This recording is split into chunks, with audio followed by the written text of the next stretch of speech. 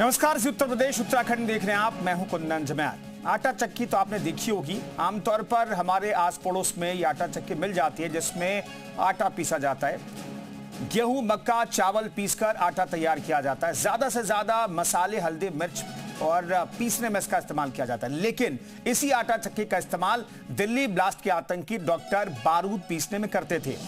बारूदी आटा चक्की और उसके आगे की पूरी प्लानिंग दिखाते हैं आपको 10 कहानियों में।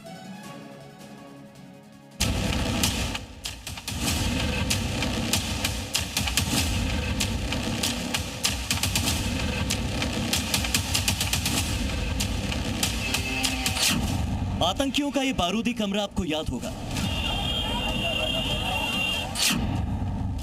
जिसमें सफेद रंग की बोरियों में 2500 किलो अमोनियम नाइट्रेट रखा गया था, जिसका इस्तेमाल विस्फोटक बनाने के लिए किया गया। सुरक्षा एजेंसियों को भनक न लगे, इसके लिए खुद ही बम बनाना सीख रहे थे आतंकी। वीडियो देख रहे थे और फिर अलग अलग सामान से बम बनाने में जुटे थे।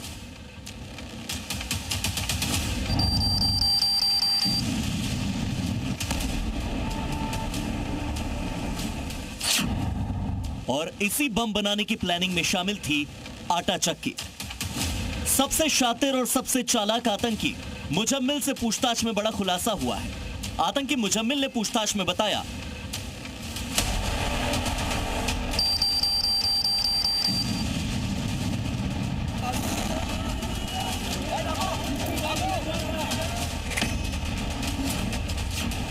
कि वो फरीदाबाद में अपने घर में आटा चक्की में यूरिया पीसता था, फिर मशीन से उसे रिफाइन करता था, यानी छानता था।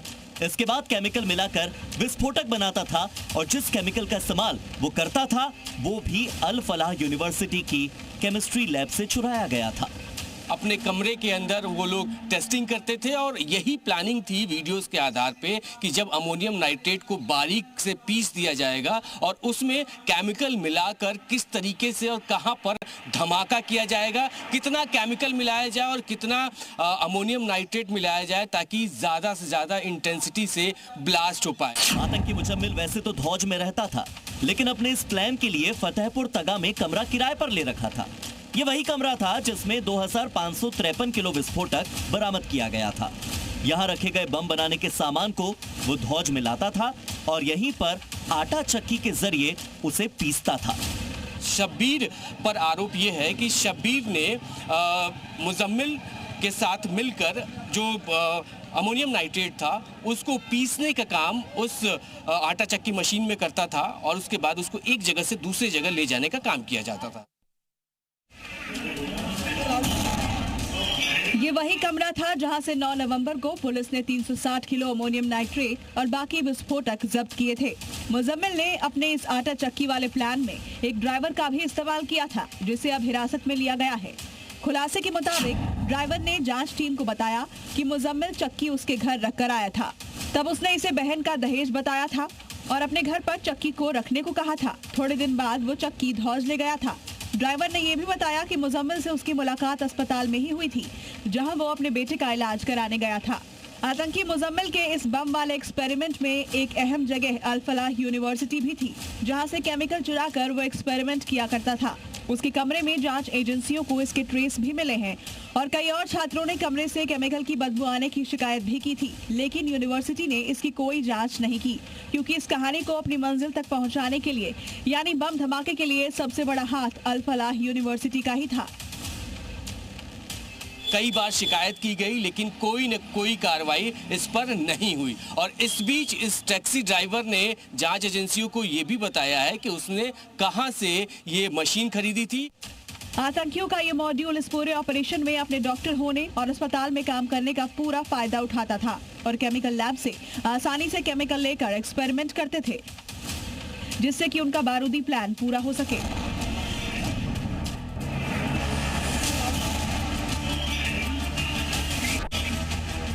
Delhi Lal Qila car blast case में नया मोड़ तब आया जब पता लगा कि फरीदाबाद की अल फलाह यूनिवर्सिटी से अरेस्ट किए गए आतंकी डॉक्टर मुजम्मिल को विदेशों से बम बनाने के वीडियो मिलते थे।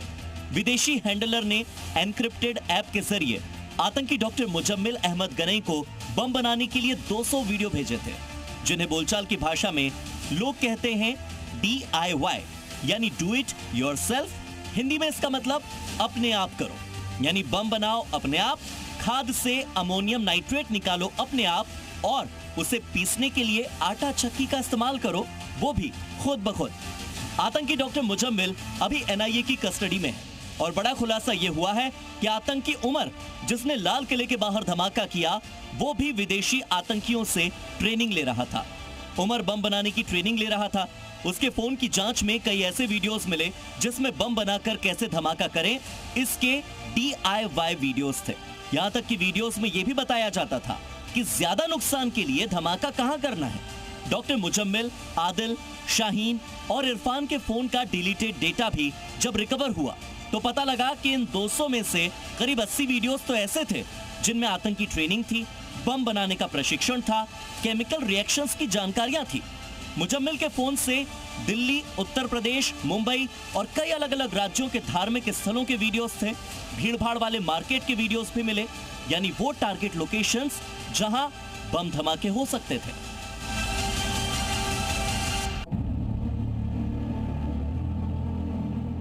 दिल्ली धमाके में 3 विदेशी हैंडलर्स उमर, मुजम्मिल और शाहीन को ऑर्डर दे रहे थे। किरदार नंबर 1 हंजुल्लाह उर्फ हाशिम, किरदार नंबर 2 निसार उर्फ फैजल, किरदार नंबर 3 उकासा। सूत्रों का कहना है कि ये कोड नेम हो सकते हैं, इनके असली नाम शायद कुछ और हों, यानी ये विदेशी हैंडलर्स की असली पहचान नहीं है। बताया गया कि उकासा के अलावा 2 आतंकी फैसल और हाशिम डॉक्टर्स को आतंकी ट्रेनिंग देते थे। ऐसे में यह भी संभव है कि हंजुल्लाह और निसार कोई और नहीं, फैजल और हाशिम के ही कोड नेम हो। मुलाकात के बाद प्लानिंग की गई कि कैसे भारत में अलग अलग जगहों पे हमले करने हैं, बड़ा धमाका करना है। सूत्रों का कहना है कि हंजुल्लाह ही वो शख्स है जिसने आतंकी डॉक्टर मुजम्मिल को बम बनाने के 200 वीडियो भेजे। मुजम्मिल पर आरोप है कि उसने आतंकी मॉड्यूल में इस्तेमाल होने वाले एक्सप्लोसिव को स्टोरेज का इंतजाम किया था। साल 2022 में मुजम्मिल और डॉक्टर उमर तुर्की में एक सीरियाई ISIS आतंकी कमांडर से भी मिले थे। हो सकता है ये कमांडर हंजुल्लाह हो, क्योंकि इसी सीरियाई कमांडर ने बम बनाने में इनकी मदद की थी। ये मुलाकात जैश के कमांडर मसूद अजहर के इशारे पर हुई थी, वहीं दोनों ने बम बनाने की बात कही थी।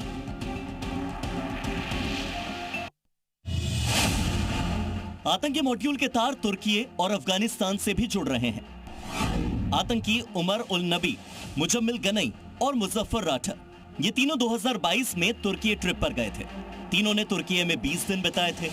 अपने हैंडलर उकासा के कहने पर ही वो तुर्की पहुंचे थे और तीनों उकासा से सामने से मिलना चाहते थे, लेकिन उकासा ने मिलने से इनकार कर दिया और हैंडलर उकासा ने तुर्की में एक सीरियाई आतंकी हंजुल्लाह से उनकी मुलाकात करवाई, जिसके बाद डॉक्टर आदिल का भाई मुजफ्फर राठर UAE के रास्ते होते हुए अफगानिस्तान चला गया और अफगानिस्तान में अल कायदा आतंकी संगठन से जुड़ गया। सूत्रों के हवाले से यह भी कहानी निकलकर सामने आती है कि पढ़ लिखकर डॉक्टर बन चुका उमर उन नबी अफगानिस्तान जाना चाहता था। अफगानिस्तान जाकर वो अल कायदा से जुड़ना चाहता था। उसने अपने साथी डॉक्टर आदिल के भाई मुजफ्फर राठर को देखा था जो अफगानिस्तान गया था। वो भी आतंकी संगठन अल कायदा से जुड़ना चाहता था और उमर मुजफ्फर के साथ ही अफगानिस्तान जाना चाहता था। लेकिन आतंकी उमर उन नबी जब तुर्की में अपने हैंडलर से मिला तो आतंकी उमर ने उकासा को बताया उसका अफगानिस्तान जाने का मन है और उकासा ने उमर को जाने से रोक दिया।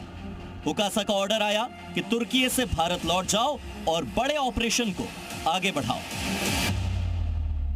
पुराना ट्रैक रिकॉर्ड जितने लोगों का भी है उनको जांच एजेंसियां ट्रैक कर रही हैं और यही नहीं है बल्कि अब अगर हम 2008 से पहले जाते हैं तो उस वक्त भी जो बेंगलुरु में धमाके हुए थे, तमिलनाडु में कई जगहों पे धमाके हुए थे, वहां भी जो मारुति 800 का इस्तेमाल हुआ था, वहां भी गाड़ियों का इस्तेमाल हुआ था, तो वो भी अब जांच के दायरे में आ रही है।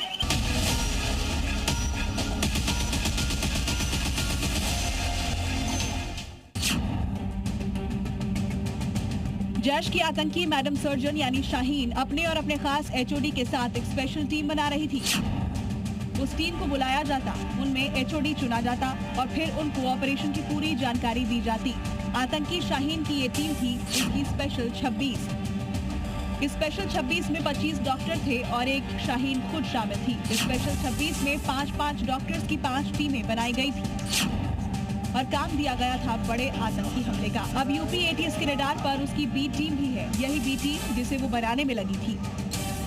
सूत्रों के मुताबिक शाहीन ने इस पूरे प्लान में अपनी टीम में एचओडी यानी हेड ऑफ डिपार्टमेंट भी बनाए थे और शाहीन इस पूरी टीम में सिर्फ एचओडी के साथ ही बातचीत करती थी, जबकि टीम के बाकी 4 मेंबर से संपर्क नहीं रखती थी। न ही बाकी टीम के मेंबर एक दूसरे का नाम जान पाते थे और न ही मिल पाते थे। ये इसलिए किया जाता था कि अगर कोई टीम जांच एजेंसियों के रडार पर भी आ जाती तो दूसरी टीम सेफ रहती।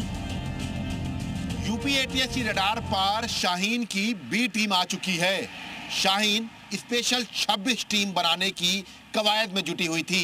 इसके लिए उसने 5 अलग अलग जिलों में 5-5 की टीम बनाने की जिम्मेदारी अलग अलग जगहों पर देना शुरू कर दिया था।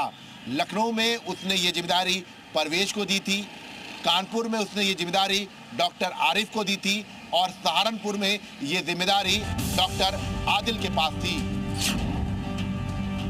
आतंकी शाहीन जैश से मिले अपने ऑर्डर्स अपने एचओडी तक पहुंचाती थी और फिर वो शाहीन से मिले ऑर्डर को आगे बढ़ाने का काम करते थे।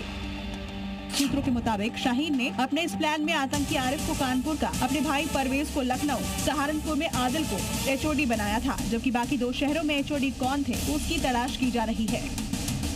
शाहीन के मंसूबे इतने खतरनाक थे कि उसने बाकायदा हर टीम में एक एचओडी नियुक्त किया था जिनसे वो सीधे संपर्क करती थी।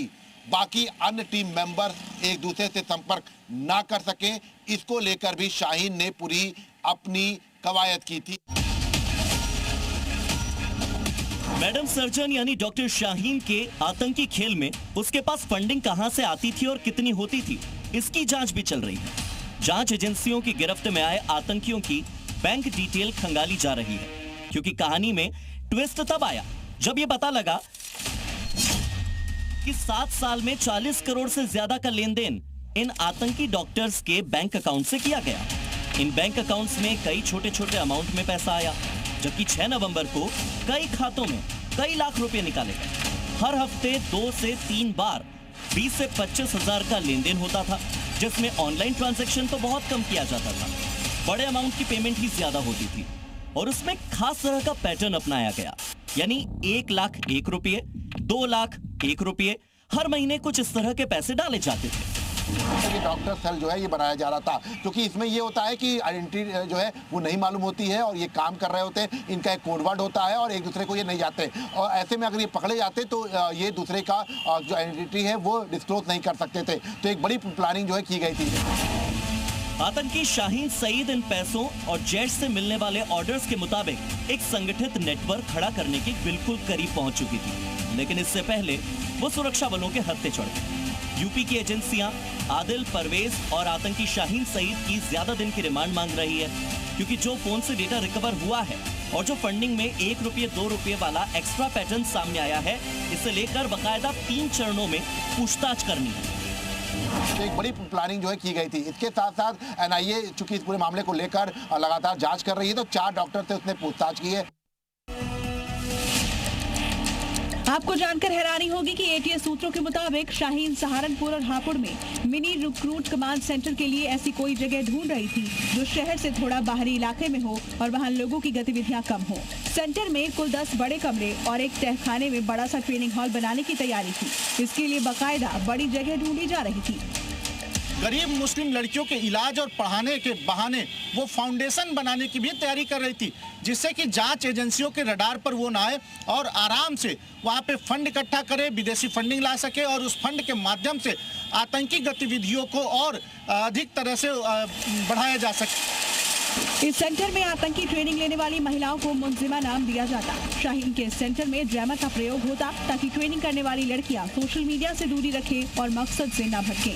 शाहीन का मकसद था कि इस ट्रेनिंग सेंटर में बाहरी हिस्सों में ही अस्थायी दवाखाना और मुस्लिम लड़कियों के लिए स्कूल खोला जाता, बाकी के हिस्से में हॉस्टल होता जिसमें आतंकी ट्रेनिंग लेने वाली लड़कियां रहती।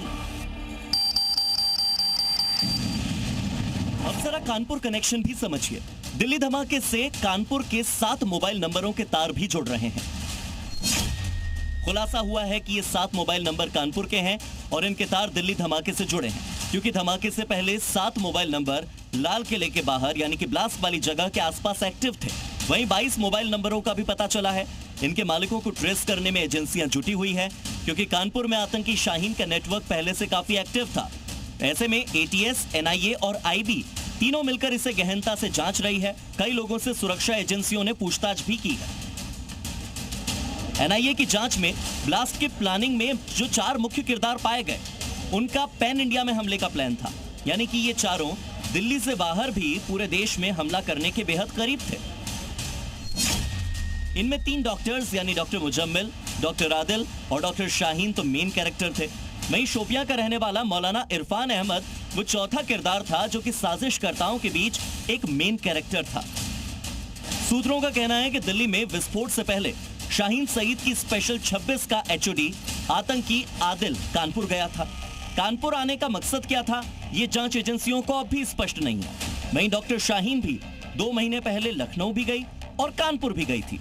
यही कारण है कि इन आतंकी डॉक्टर्स को लेकर अब जांच एजेंसी लखनऊ, कानपुर, सहारनपुर जैसे उत्तर प्रदेश के कई शहरों में जा सकती है। यूपी की जांच एजेंसियां जल्द ही आदिल, आरिफ और शाहीन को बाकायदा रिमांड पर लेकर पूछताछ करेगी। पूछताछ 3 चरणों में की जाएगी। पहले चरण में अलग अलग पूछताछ की जाएगी, दूसरे चरण में आमने सामने बैठाकर पूछताछ की जाएगी और तीसरे चरण में सभी के पूछताछ के जो ब्यौरा होगा उनका मिलान कराकर कड़ी से कड़ी जोड़ा जाएगा। यह दिल्ली को दहलाने की फैक्ट्री अल-फलाह यूनिवर्सिटी के चेयरमैन का मध्य प्रदेश के महू में अवैध आलीशान 4 मंजिला मकान, जो पूरी तरह से अवैध है। जवाद अहमद सिद्दीकी, उनके नाम पे हमारे रिकॉर्ड में मकान है और इसके लिए जवाद अहमद सिद्दीकी ने नामांतरण के आवेदन कर रखा है। उनकी एक पत्नी और इनके जो 11 भाई बहन है, तो उन्होंने हक त्याग के साथ उन्होंने अप्लाई किया, जो अभी तक नामांतरण हमने किया नहीं है, पेंडिंग हमारे पास। और ये मकान काफ़ी वर्ष पूर्व, लगभग 96 से 98 के बीच ये इन्होंने अवैध निर्माण किया था मकान का, बिना अनुमति के। खुलासा हुआ है कि अल-फलाह के चेयरमैन जवाद सिद्दीकी के इस अवैध घर के नीचे बड़ा तहखाना है, जिसे जल्द ही पुलिस और प्रशासन खोलेगा और जब तहखाना खुलेगा तो राज भी खुलेगा। अल-फलाह यूनिवर्सिटी के जो वाइस चांसलर हैं जवाद, उनके भाई हमूद का ये घर है। मध्य प्रदेश में जगह जगह हजारों लोगों को जिन्होंने चिटफंड यानी पैसे दुगने के नाम पर चूना लगाया, साल 1999-2000 से वो भागे हुए हैं। उनका ये बहुमंजिला जो मकान है वो अवैध है। 1996 से प्रशासन इसको अवैध बता रहा है, लेकिन नहीं तोड़ा गया। अब 3 दिन में तोड़ने के लिए कहा गया है।